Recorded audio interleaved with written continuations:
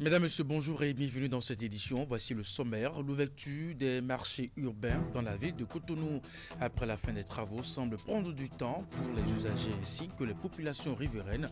Nombreux d'entre eux se plaignent de l'inaccessibilité de ces joyaux construits par le gouvernement.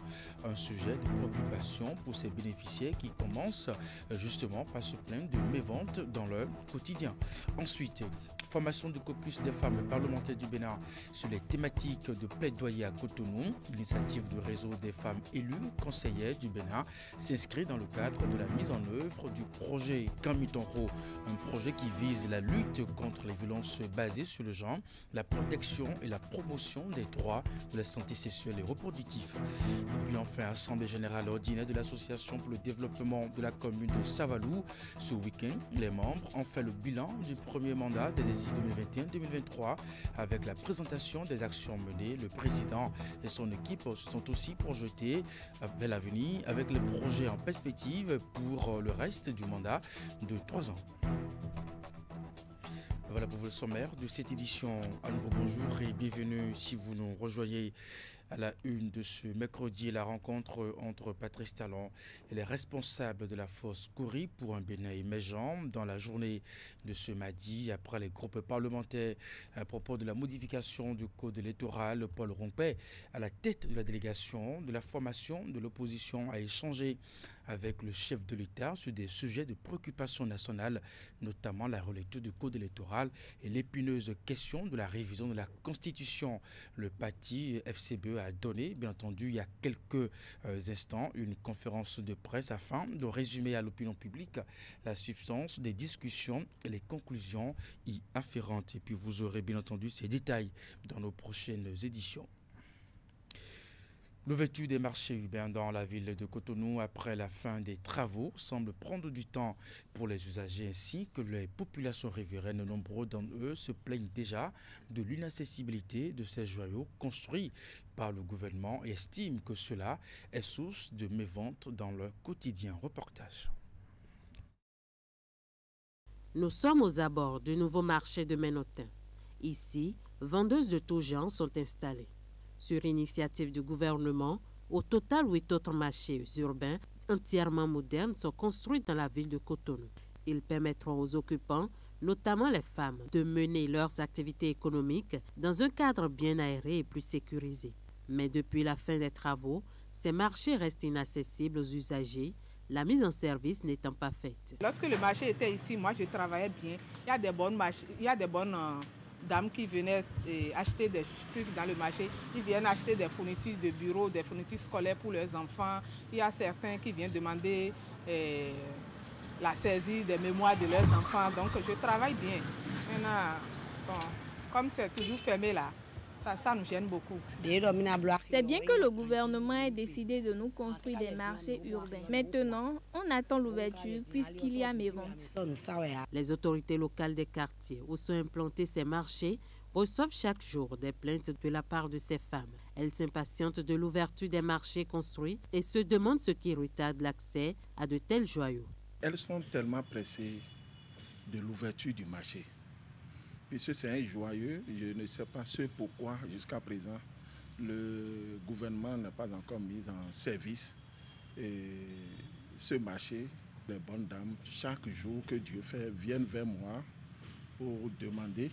Il y a celles qui viennent pour demander de l'espace, d'autres qui se sont déjà enregistrés, ceux qui étaient dans le marché il y a longtemps, qui ont été enregistrés, viennent également vers moi pour demander quand est-ce que le marché va connaître l'ouverture.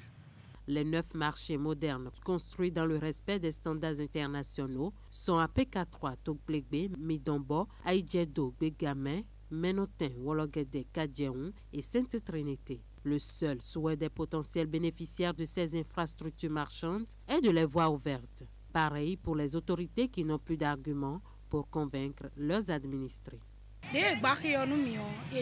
ils ont construit les marchés, qu'ils fassent le nécessaire pour qu'on puisse y avoir accès. Nous implorons l'aide du gouvernement pour qu'il puisse nous faciliter la tâche. Je vais toucher le président de la République, M. Patrice Talon, de faire quelque chose pour ce marché, afin que nous puissions vendre correctement. Parce qu'on n'arrive pas à subvenir à nos besoins, on n'arrive pas à joindre les deux bouts. Ce n'est pas tous les marchés qu'on demande d'ouvrir en même temps. Le gouvernement peut commencer par un seul et voir l'évolution avant d'ouvrir le reste.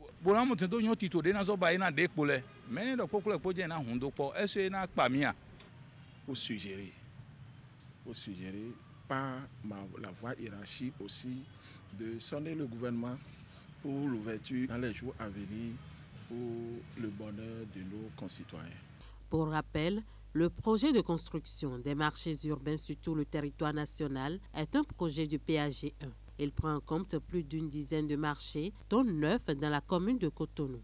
Il a été lancé en décembre 2019 pour une durée de 15 mois et d'un coût global estimé à environ 32 milliards de francs CFA. Esther Toufa pour ce reportage. Et puis la mise à la retraite d'office de plusieurs centaines d'agents des forces de défense et de sécurité, notamment des agents de la douane, de la police républicaine, des eaux et forêts, continue d'alimenter des réactions au sein de l'opinion. Pascal Todino, ancien syndicaliste qui a longtemps défendu les droits des travailleurs, désapprouve cette décision du gouvernement et la qualifie de drame social. Suivez ici sa réaction au micro de Emma Rodoni. La mise à la retraite, disons, anticipée des agents des forces de sécurité publique et de défense, c'est quelque chose de particulièrement dangereux. Dangereux par les personnes qui sont visées. Je dis bien par les personnes qui sont visées. Dangereux parce que ça peut créer de perturbations énormes sur la psychologie même de l'homme. J'ai fait un programme pour démarrer ma retraite dans 10 ans, dans 11 ans, dans 5 ans. Et brutalement, sans m'avertir, on me met à la retraite. Personne ne peut dire que ce n'est pas une punition. Moi, personnellement, je n'ai pas aimé cette décision-là. Non. Si on me le fait, je vais protester. Ce n'est pas parce qu'on ne proteste plus qu'on va profiter pour faire tout cela. Ceux qui ont voté ces lois-là aussi, on va commencer par mettre des députés à la retraite forcée. Les députés là, on va commencer par dire non, tel que tu te comportes au niveau de l'Assemblée là, non, toi tu peux maintenant aller te reposer de façon forcée, te faire remplacer par tes suppléants. Ce n'est pas normal, non. C'est un drame, puisque j'apprends qu'il y a déjà 11 qui ont déjà l'AVC. Et ceux qui restent encore en activité, ils peuvent toujours croire que mon tour vient.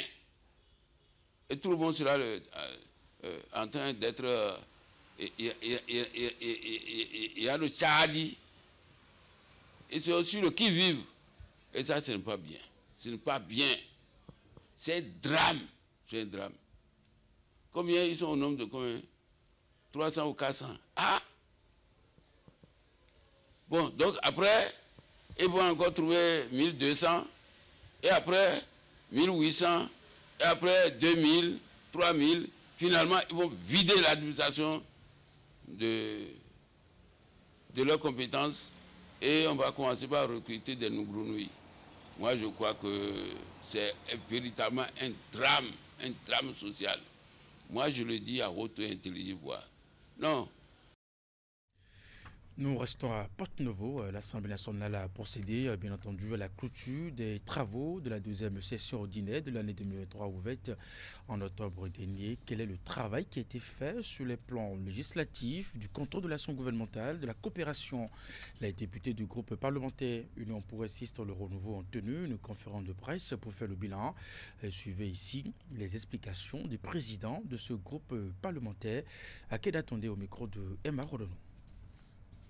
C'est avec un grand plaisir que je prends la parole en tant que président du groupe parlementaire Union progressiste Le Renouveau pour vous souhaiter la bienvenue à cette conférence de presse visant à dresser le bilan de cette deuxième session ordinaire ouverte le 31 octobre 2023 et que nous clôturons ce jour, 30 janvier 2024. Je tiens à remercier l'ensemble des députés et particulièrement ceux de l'Union progressiste Le Renouveau, notre groupe, pour leur engagement et leur travail acharné au cours de cette session. Cette deuxième session ordinaire a été marquée par des moments de travail intense et décisifs, notamment le vote du budget général, du budget de l'État, un budget à forte sensibilité sociale et sensible au genre. Ce budget de 3 199 274 000 CFA est le reflet de notre volonté commune de placer le bien-être de nos concitoyens au cœur de nos préoccupations. Au cours de cette session, outre le budget de l'État, nous avons adopté plusieurs autres lois que sont la loi numéro 2023-02 portant règlement définitif du budget de l'État pour la gestion 2021, la loi numéro 2024-01 portant loi uniforme relative à la lutte contre le blanchiment de capitaux, le financement du terrorisme et la prolifération des armes de destruction massive, la loi numéro 2024-03 portant modification de la loi numéro 2004-23 du 25 mars 2005 portant régime juridique et fiscal harmonisé applicable au projet du gazoduc de l'Afrique de l'Ouest en République du Bénin, loi que nous avons adoptée le 23 janvier 2024. La loi numéro 2024-09 portant loi cadre sur la planification du développement et l'évaluation des politiques publiques en République du Bénin, une loi d'une importance capitale. Par ailleurs, dans le cadre du contrôle de l'action du gouvernement, nous avons exercé avec rigueur notre rôle et posé plusieurs questions essentielles et constructives et participé également au débat sur des questions posées par d'autres collègues, permettant ainsi de veiller à ce que les politiques publiques soient mises en œuvre dans l'intérêt supérieur de la nation. Ces échanges ont permis de renforcer la transparence et la responsabilité dans la conduite des affaires publiques. 17 questions orales avec débat ont été posées au total au gouvernement et débattues. Nous restons toujours mobilisés et engagés au service du progrès de notre pays.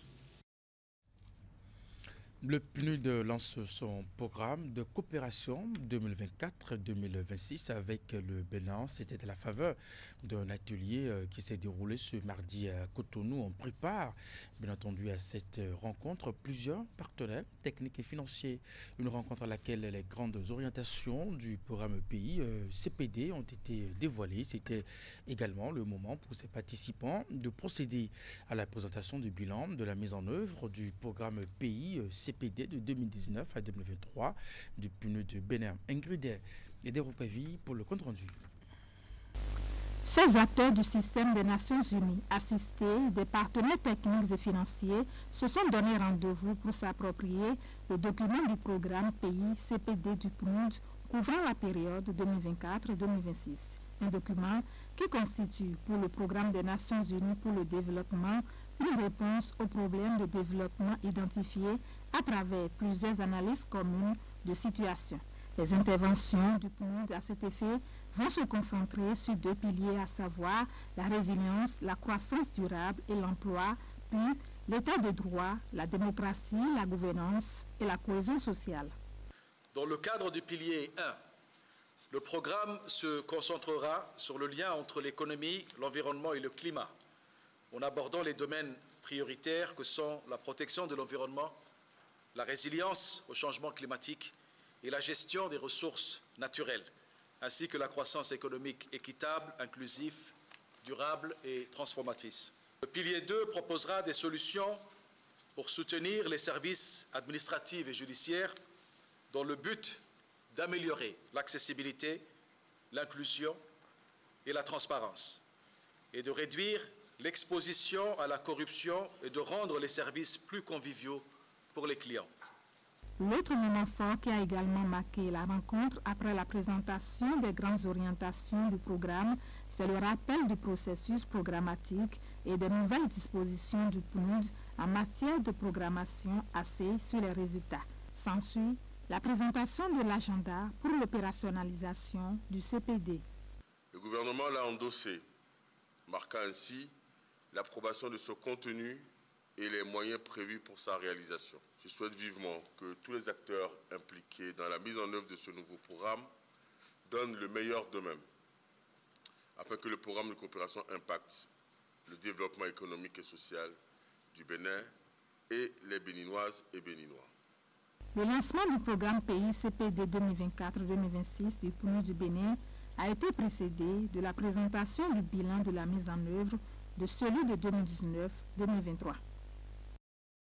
Dans la suite de cette édition, formation du caucus des femmes parlementaires du Bénin sur les techniques de plaidoyer à Cotonou. C'est une initiative du réseau des femmes élues conseillères du Bénin. Plusieurs communications meublées, cette rencontre qui s'inscrit dans le cadre de la mise en œuvre du projet Kamitonho, un projet qui vise la lutte contre les violences basées sur le genre, la protection et la promotion des droits et la santé sexuelle et reproductive. Compte rendu de la cérémonie dans ce reportage. Face à Maître Huguette Bokwe-Yankadia, présidente de l'Institut national de la femme, des femmes députées membres du caucus parlementaire.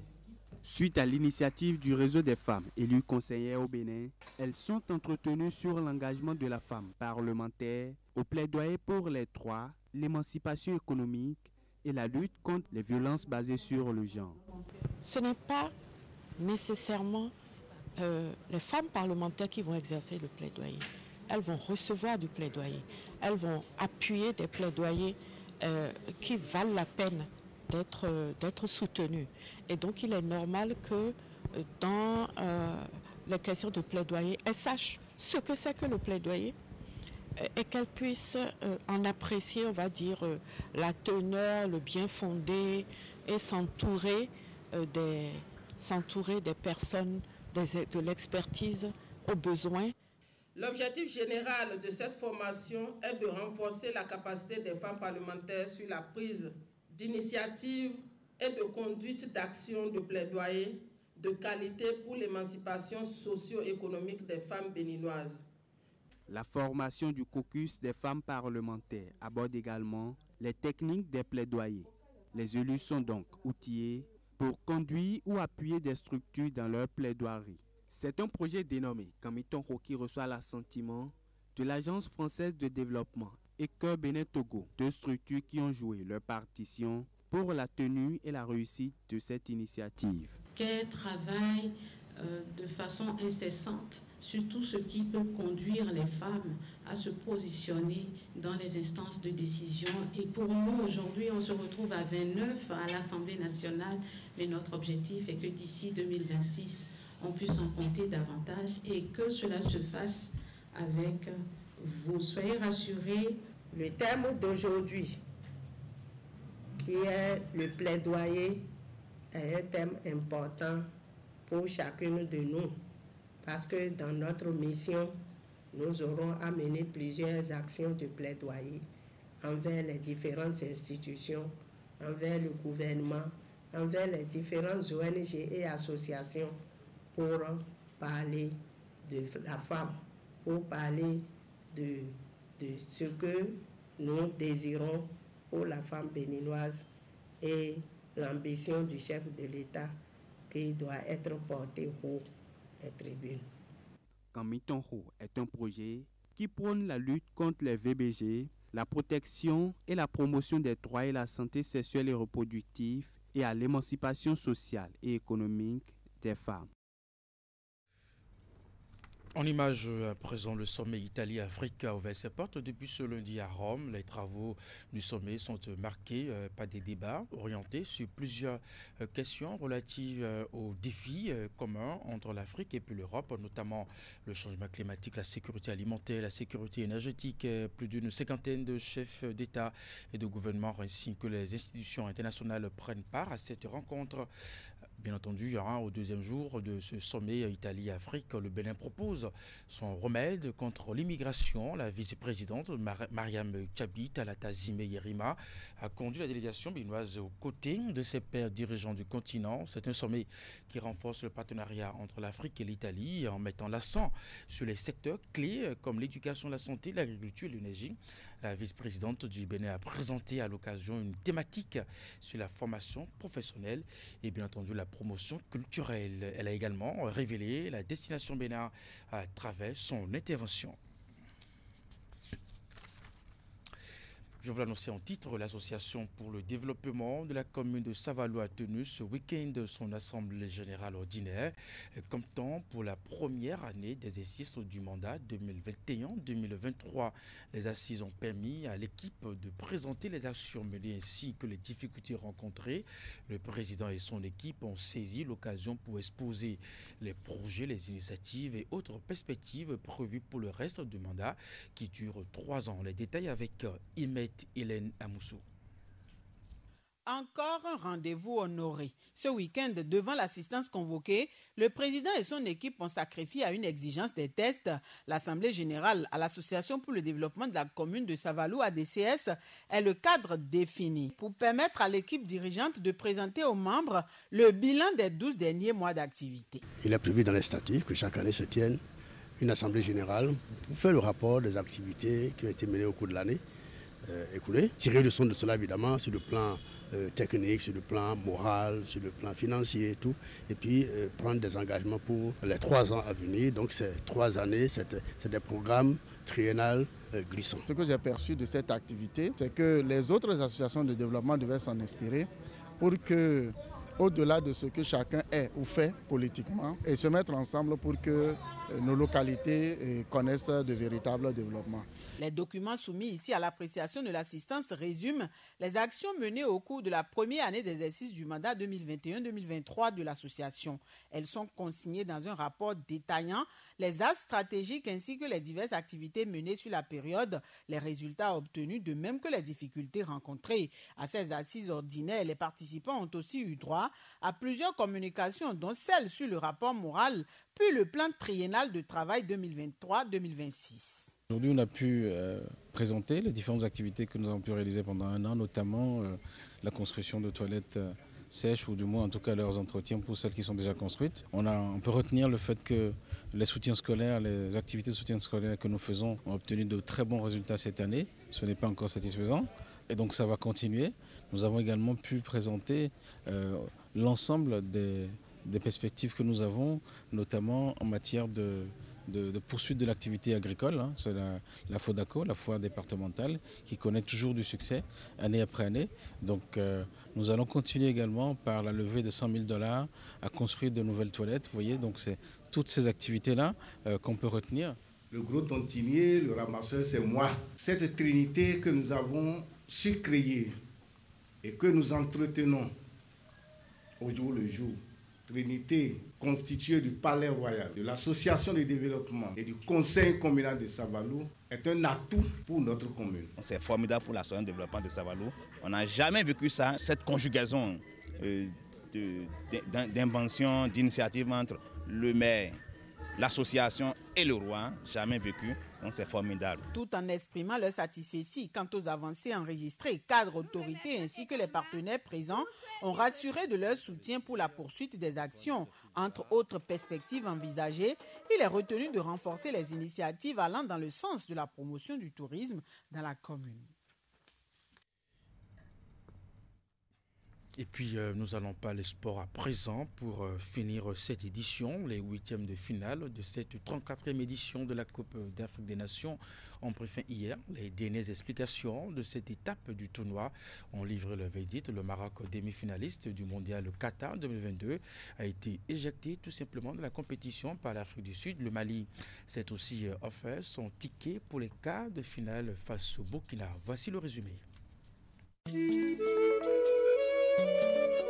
Après l'élimination du tenant du titre, un autre grand favori vient de sortir de la compétition.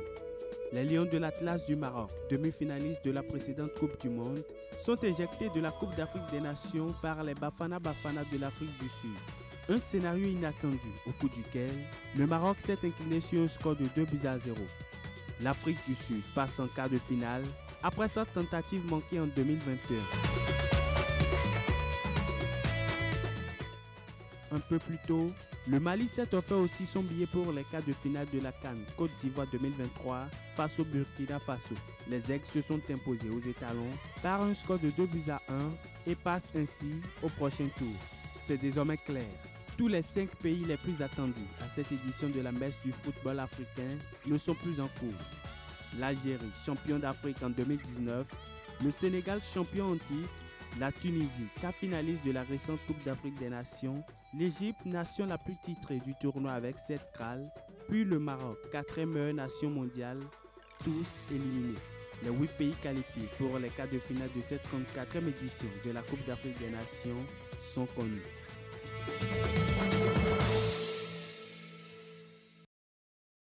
Et puis, parlons des 8 pays qualifiés pour les quarts de finale de cette CAN Côte d'Ivoire 2023. Il s'agit, entre autres, de l'Angola, le Cap-Vert, la Côte d'Ivoire, pays hôte, la République démocratique du Congo, celle de Guinée, et puis le Mali, le Nigeria et l'Afrique du Sud. Pour rappel, cette étape des quarts de finale démarre le vendredi prochain.